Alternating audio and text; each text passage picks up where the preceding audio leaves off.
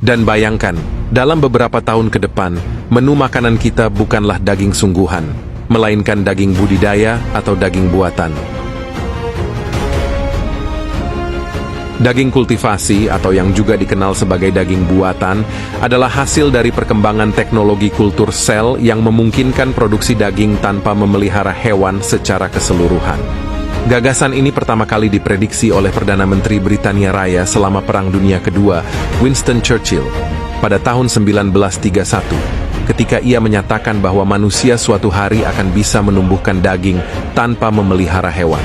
Pada tahun 2013, Mark Post dari Universitas Maastricht, Belanda, berhasil membuat dan memperkenalkan burger daging kultivasi atau daging buatan pertama di dunia pada sebuah acara di London yang menarik perhatian global.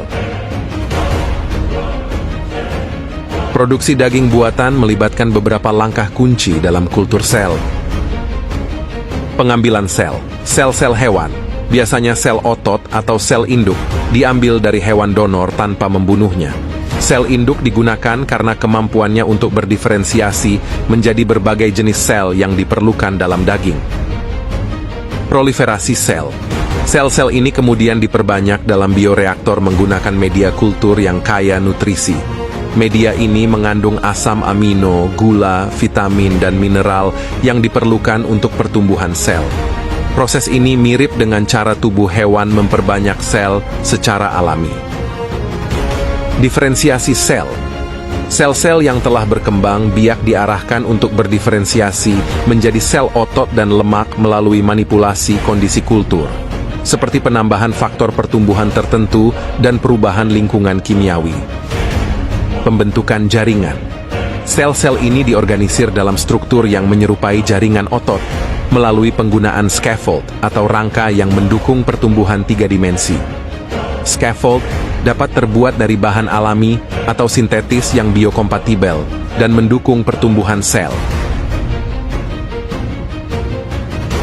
Eat Just, sebuah perusahaan asal Amerika Serikat ini terkenal dengan produk telur nabatinya, Just Egg.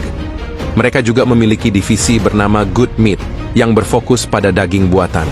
Pada tahun 2020, Eat Just menjadi perusahaan pertama yang menerima persetujuan regulasi untuk menjual ayam kultivasi di Singapura.